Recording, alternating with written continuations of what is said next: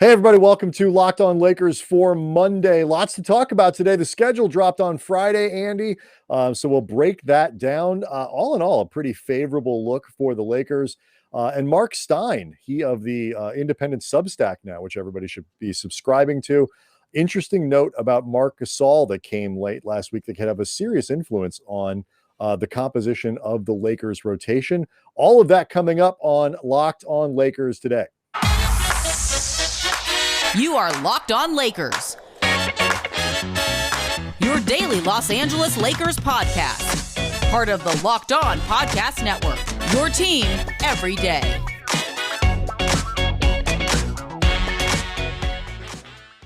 Yeah, so Andy, I'm excited about this. The conversation about Marc Gasol it's got some levels to it, because not just in terms of like what the roster looks like, but where Anthony Davis spends a lot of his time, all of that influenced by what Mark Stein is saying about the potential non-return of Marc Gasol. So we'll get to that before the end of the show, but let's start with the schedule.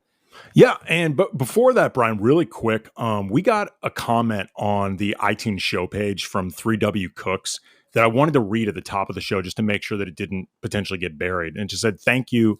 I really appreciate the effort and thoughtfulness put into every podcast. Please keep up the good work throughout the grind of the regular season.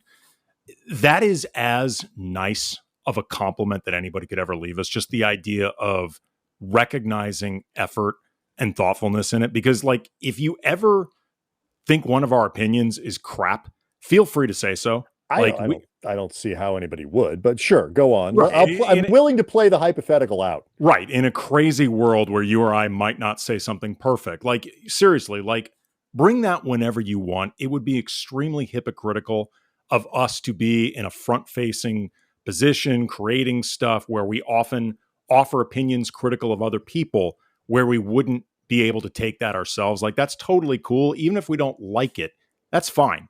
But it would always upset both of us if you didn't think we were putting in the effort, if you didn't think we were attempting to be thoughtful, even if you thought the thoughts were stupid, as long as you might even be surprised and be like, wait a minute, they're trying and that's what they came up with. But please know we're trying. Like, right. We do put in the time, we do put in the effort, and we appreciate that that people see it. So that's what we hope to do, is to be able to bring you guys some thoughtful content, or content that came with thought throughout the season. And we appreciate all the support that we've been getting both here and on the YouTube channel. So thank you guys. So the schedule dropped on Friday. Schedule drop day has become one of my favorite things to do. My annual ritual, of course, is to wait for the schedule to come out and then go to Lakers.com and allow Mike Trudell, Lakers reporter, to break it down for me. He did another great job this year. We tweeted it out. What were your overall impressions? I thought it was a pretty good setup, all things considered. There's no such thing as an easy NBA schedule, but all things considered, I thought this was pretty favorable to the Lakers. Oh, yeah. I mean, the Lakers are going to look at this thing and not have a ton to complain about. First of all, they have a great setup for working out a lot of the early kinks and, you know, the opportunities to get guys on the same page with all these new faces, because it's really home heavy. 12 of the first games are at home. 12 of the first 15 games are at home, and they are largely against teams that were out of the playoffs. The only playoff teams they're going to face in the first 15 are Phoenix, Memphis, and then at Portland.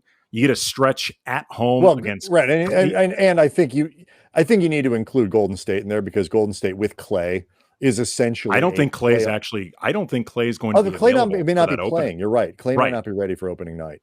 Right. So you get like a stretch at home. You get a stretch at home that's Cleveland, Houston. That's not even back to back. Like, no, that was weird. That was a very strange deal. Like 2 Houston games consecutively, both at home.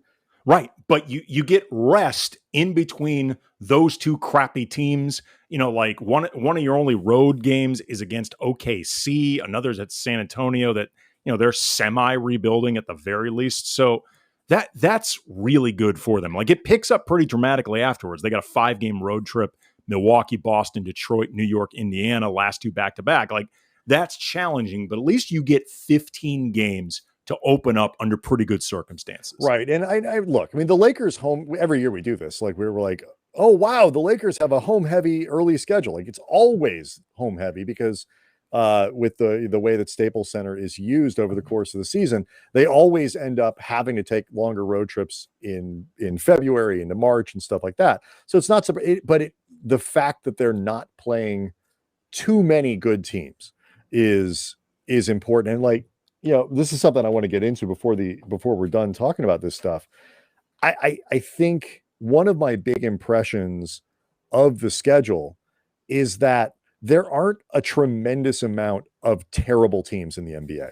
Yeah. I'm not convinced at all that there are a lot of great teams, teams that are really really capable in any meaningful way of making a finals, for example, without something weird happening. I think it's a small handful, and they're really weighted to the East as opposed to the West. But of the crappy teams that are in the NBA, the Lakers see a lot of them early. I mean, like Oklahoma City and Houston are two of the genuinely bad teams in the league. And to get I mean, it seemed like Oklahoma City like 6 times in the first month. It's only twice. But like that's a tremendous service because it will be helpful for the Lakers to get off to a good start. Quiets a lot of the questions, quiets a lot of the angst that could be around them in the morning talk shows and the media stuff and all that stuff. If the Lakers get off to a 10-4, 10-3 start, great. And you're running and you're off and going. And if you lose 3 of 5 somewhere in between there, it's not nearly as noticeable as it is if you're losing, if you're 8-8 and you lose 3 of 5 and suddenly you're under 500 and you're a headline again. So that part of it works out really well. Yeah, there was another good part of it that I thought works well for them in terms of the timing out of the whole season. And this is a great observation by Mike Trudell. I'm not sure it would have hit me on my own. In February, they are never out of the Pacific time zone. Like all of their games are either in LA or they're in Portland. They're in somewhere that puts them on the West Coast. And I think that's really beneficial because that's right around the All-Star break where guys are often starting to feel it. Like, you're getting kind of burned out. You're looking forward to that break. But the slate of teams that they actually play are pretty good. So that's enough to keep them engaged and, continue to like be a part of the process of the season particularly for a team like the Lakers that's building towards what they hope is a championship run, but it's a really optimal setup for that challenging slate of teams. So I thought that was really good for them. Well, and particularly for a team like the Lakers, a veteran, I mean, discussed it already ad nauseum, and we're going to continue. It's a veteran group, Andy. You may have heard. It's not, these guys don't care if they play on the road. First of all, everywhere the Lakers go, except for places like Golden State, and even there, you still see a lot of it. Like there are very few arenas where the Lakers travel where they're not going to see a pretty big contingent of Lakers fans in the building. Maybe Utah is an exception to that rule, but when the Lakers go to Atlanta, it's a quasi home game. Even now with the Hawks being good, when they go other places, people show out to see LeBron, to see the Lakers, whatever it might be. So it's much more about time zones and sleeping and how many back-to-backs do you have? That makes a difference for these guys. And if they're getting on a plane and they're going to Sacramento, that doesn't matter. First of all, again, another place that's essentially a half home game. And that's, an hour and a half on an airplane. Your body clock doesn't change. Stuff like, so I agree with you. Like, road games, great, whatever. Where are the road games? That to me is much more significant. So again, as I always do, I go to Mike and let Mike break down the schedule. This is why. Yeah. And then finally, they've got only 12 back-to-backs, which is on the low end. 2 of them are no travel. They've got 2 separate home back-to-backs. So, that's great for a team of this age. And like I've said, Brian, I've said this a few times now, and this schedule only confirmed my prediction. Unless either of the teams I'm about to name just end up ass, and you cannot paper over the ass factor, the league is going to rig this so we get Lakers Nets in the finals, but that cannot happen, Brian, in just one fell swoop. You don't just start by taking the obvious steps once the playoffs begin. Everybody's watching. You lay the groundwork from the outset. Rigging is a marathon. It is not a sprint.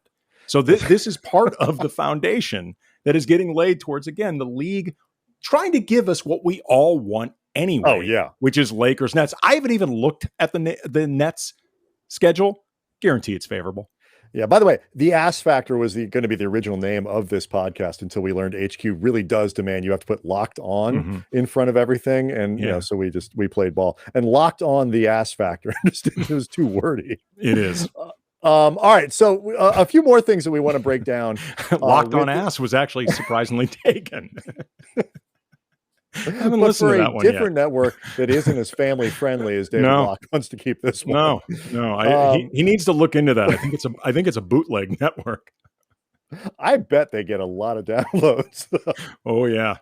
Mm-hmm. All right, so more schedule. Especially now that OnlyFans is getting shut down, or a lot of the parameters are changing. I see an opening.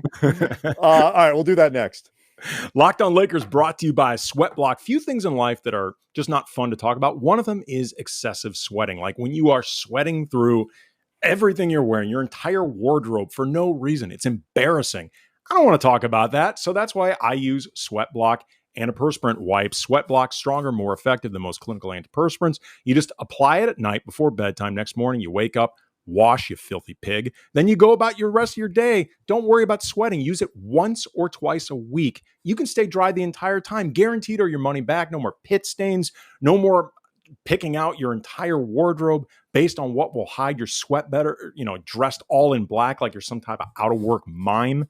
Put it this way. If you know another sweat solution that is doctor created, doctor recommended, featured on Rachel Ray's show, tested by firefighters, I'm listening. But until then, check out Sweatblock. Get it today for 20% off. Sweatblock.com with the promo code LOCKEDON or at Amazon and CVS.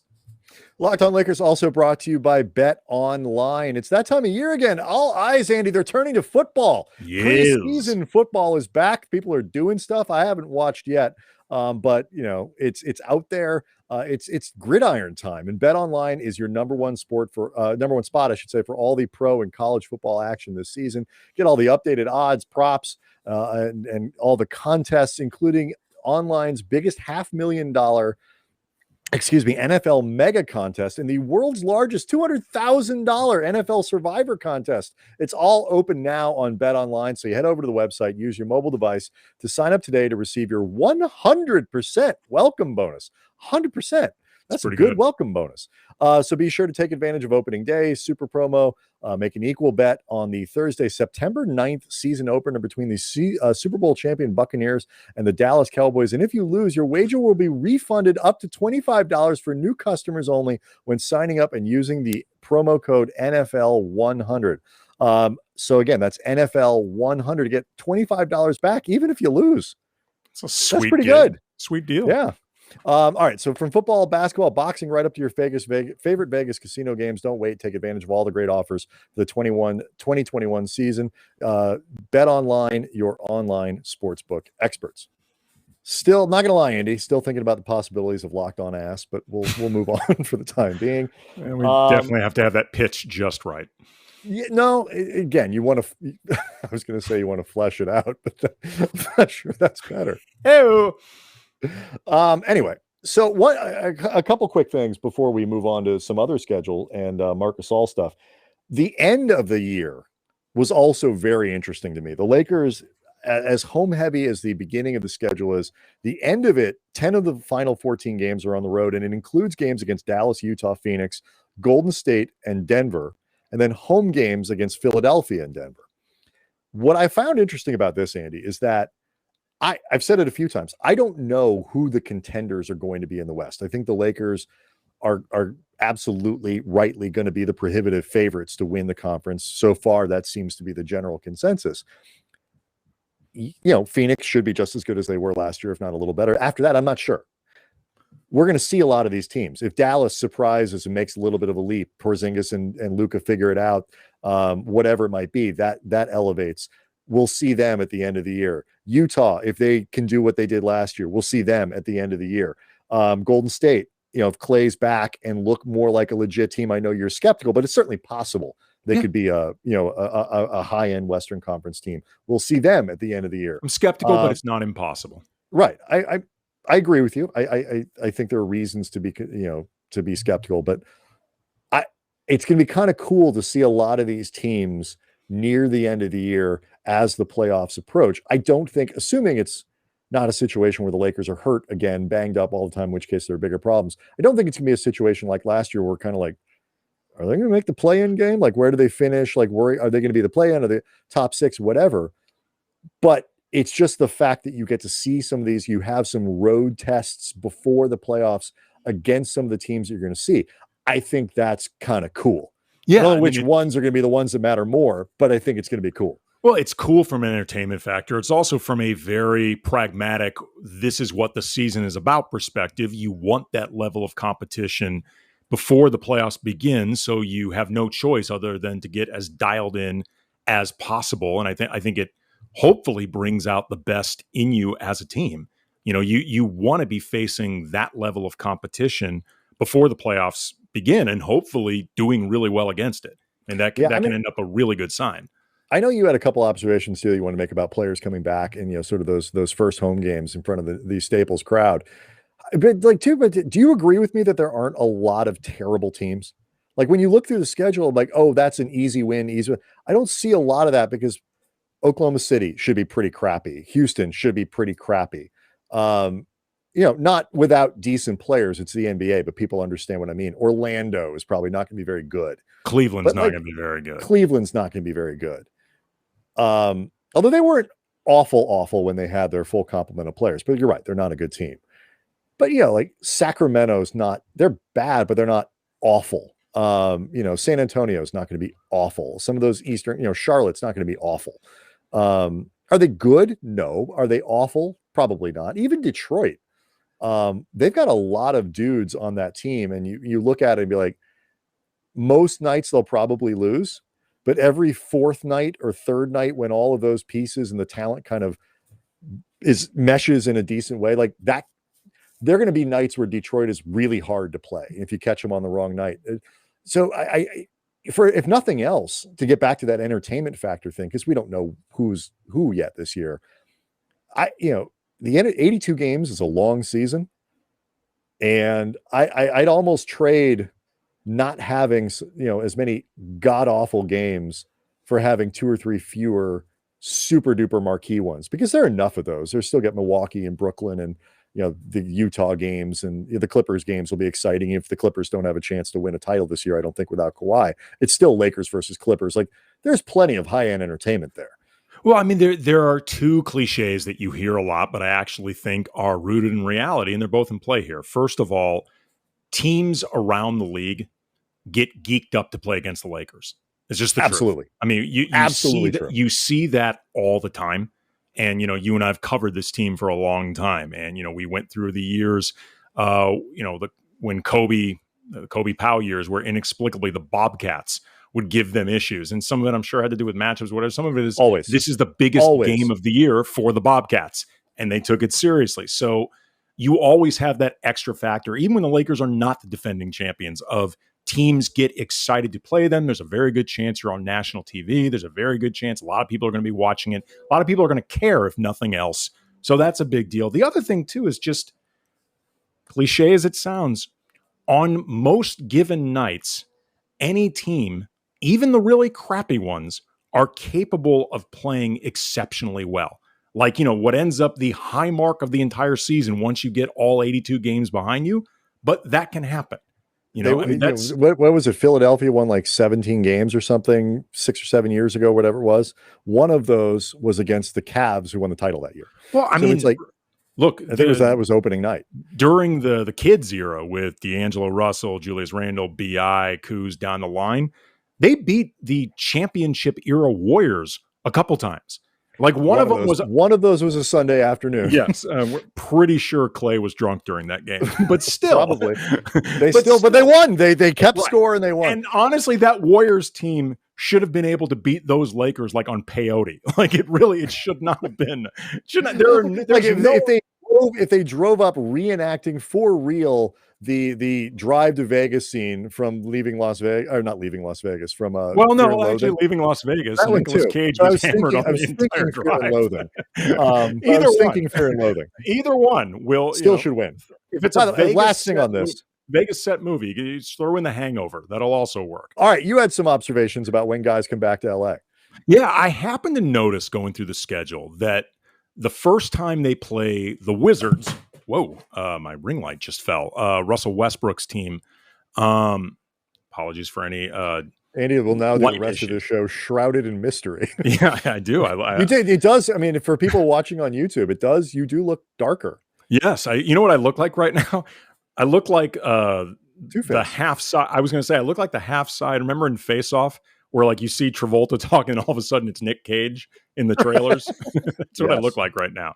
But anyway, I noticed that game, the first time they play the Wizards, is at home after the trade deadline, which I think is really, really fortunate.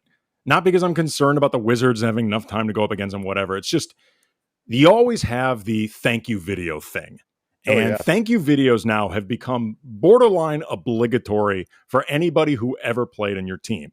And there are 3 former Lakers, Kyle Kuzma, KCP, Montrezl Harrell, who are currently on that Wizards team. And my hope, and I've discussed this before, is that before the deadline, Trez gets flipped again, because a thank you video that has KCP and Kuzma, 2 guys who spent multiple years with the organization, won a championship with them, that also has Trez tacked on because you have to do it like out of just politeness. Well, it's kindergarten. That's going to be really weird for everybody. You can't have a thank you video that only invites 2 people in the class if there are 3 people. You have to invite everybody. Right. And that is going to be incredibly weird for everyone involved. Like whether you think Trez should get a thank you video, shouldn't get a thank you, that's whatever, separate discussion. If he's still on the Wizards and KCP and Kuzma are still on the Wizards, he's going to end up in a thank you video with those guys. And that's just incredibly awkward for everybody involved. So I'm really hoping he gets flipped. Kentavious Caldwell-Pope was delivered by God. Yes. To the Lakers. Mm-hmm. I mean, he's manna from heaven. Yes. Trez can't compete with that. No, absolutely not. Well-meaning, he played hard, but actually, in fairness, those 2, I mean, people applaud for Trez, I guess, but like those 2 guys will get a nice welcome back in. Absolutely. Kuz and KCP. Right. They will as well. They should. And then I started looking through the rest of the schedule, figuring out when former Lakers are coming back and thinking about their potential for thank you videos.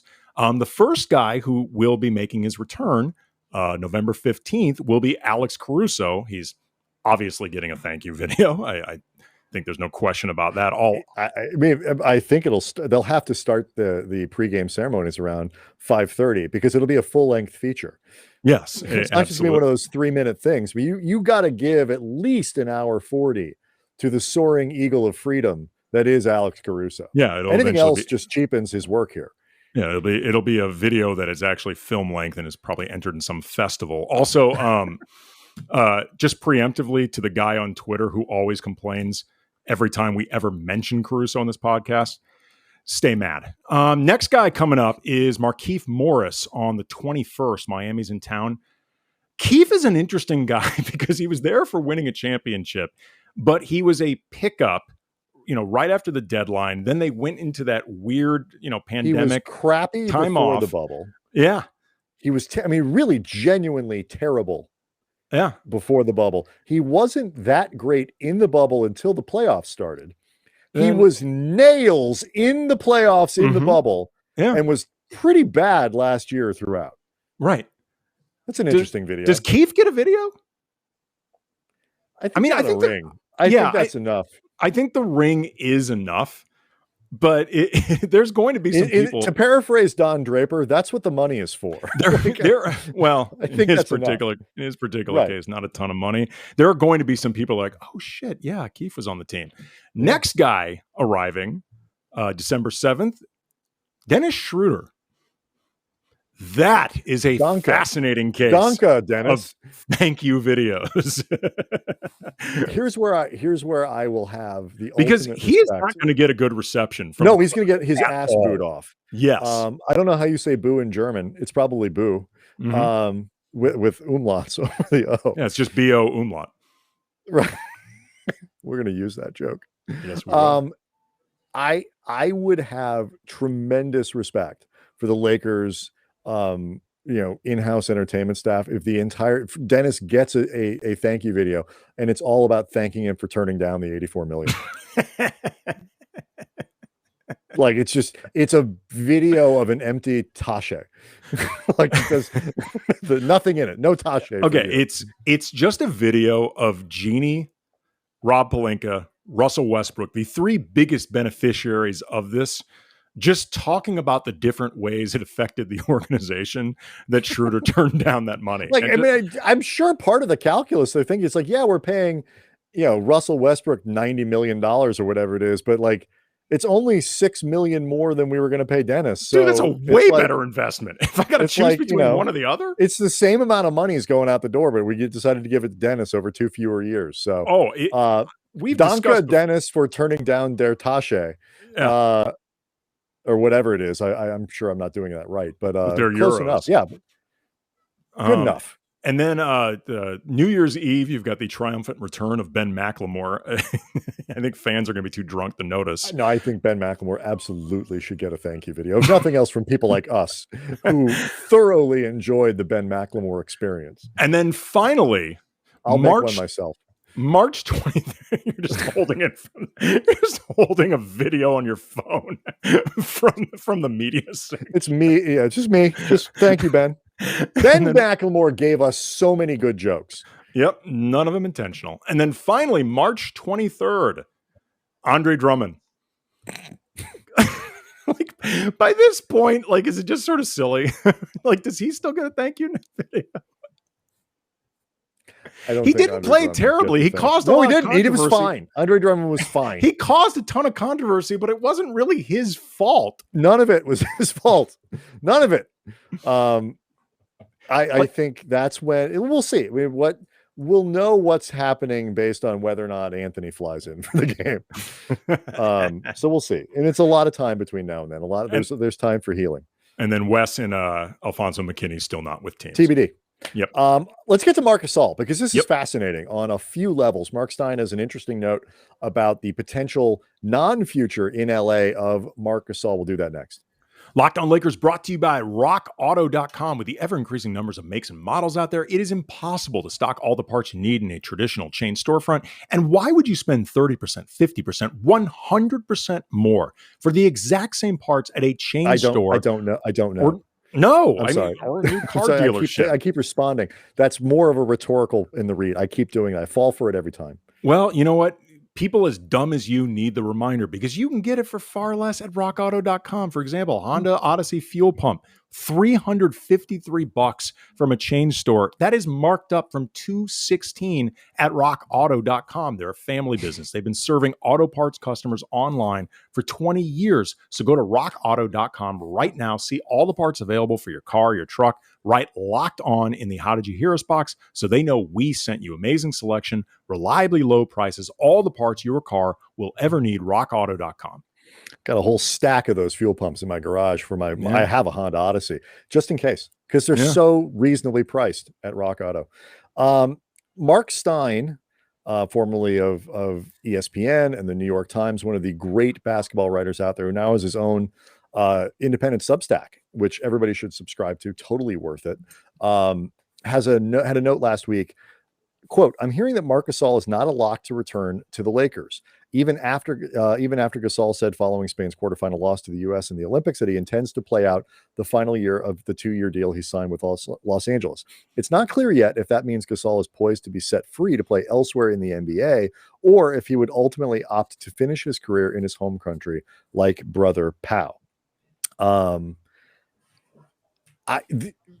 few things about this.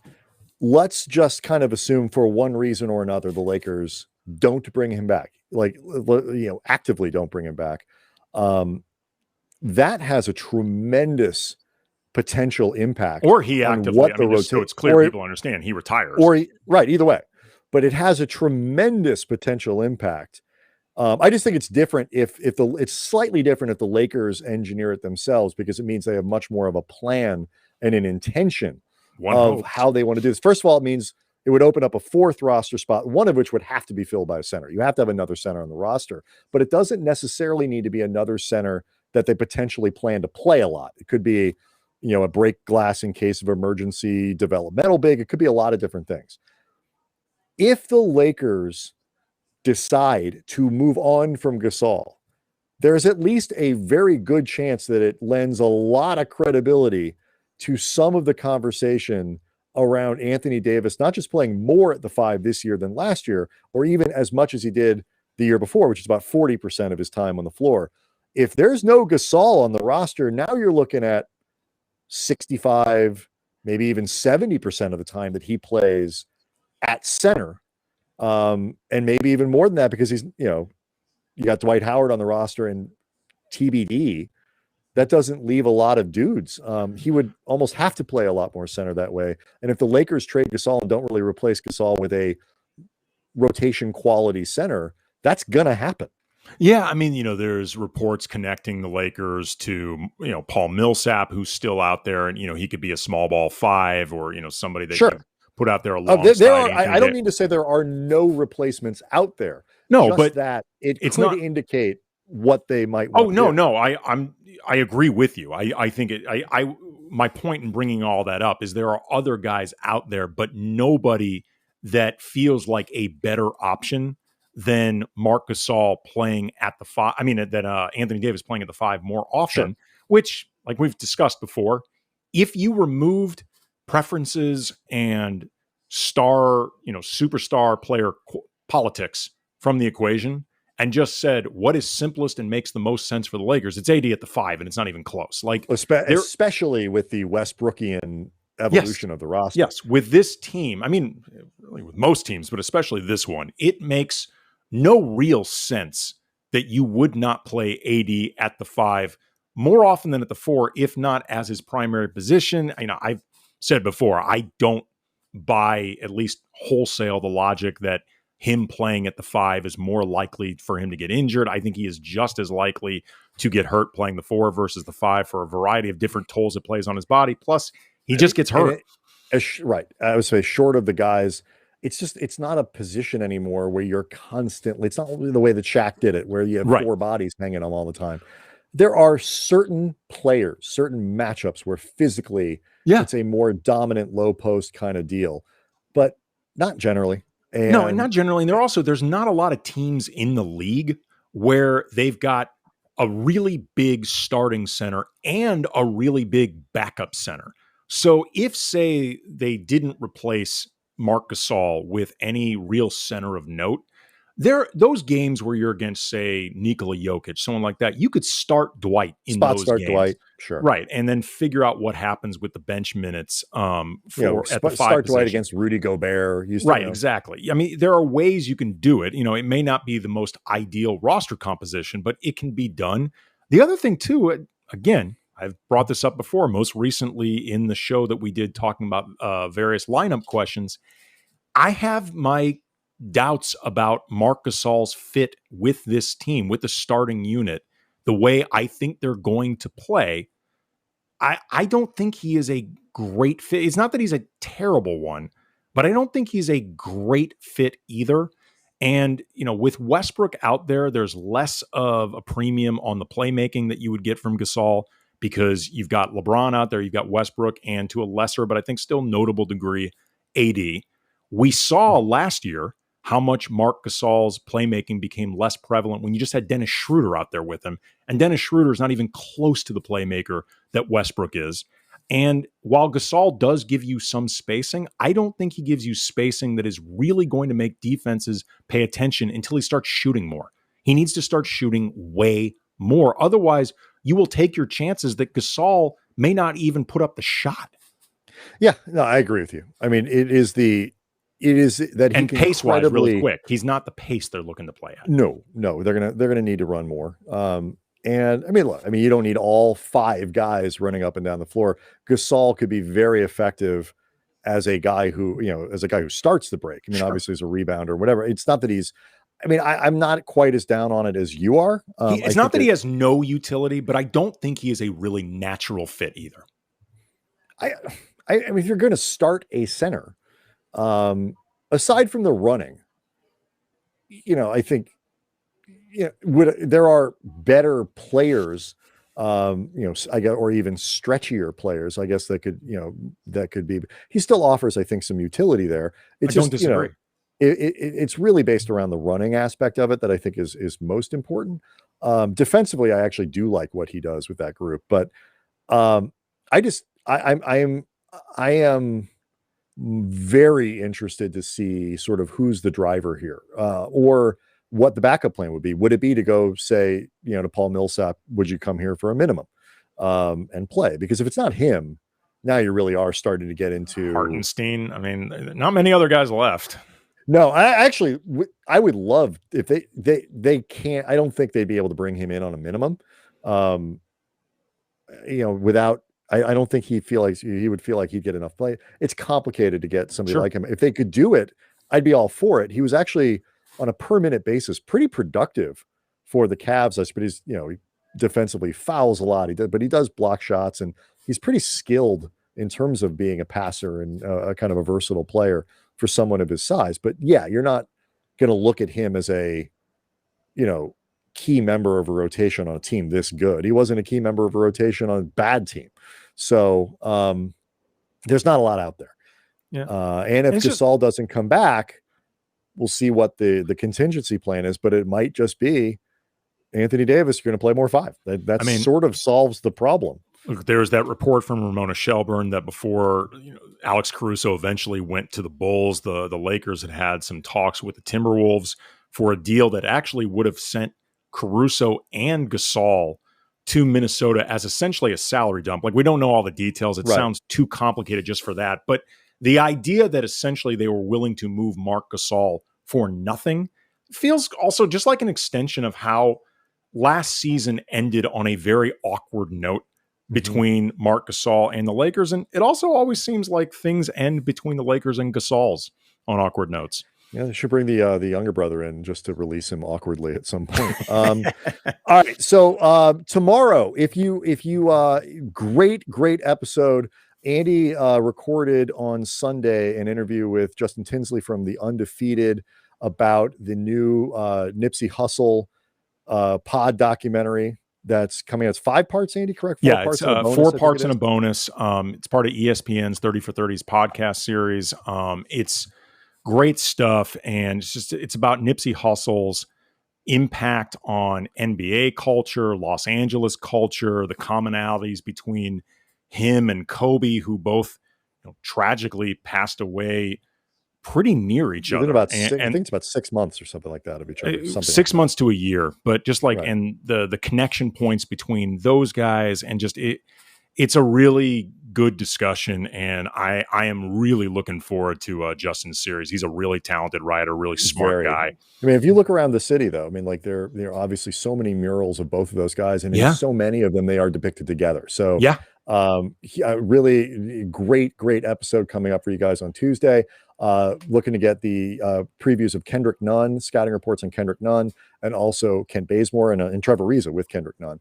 And Trevor Ariza and Kent Bazemore. So all that is coming up. So still a lot of good stuff to do as we get into the office of off seasons. Lots of great content coming on Locked On Lakers. Really appreciate everybody's support, and we'll see you on Tuesday.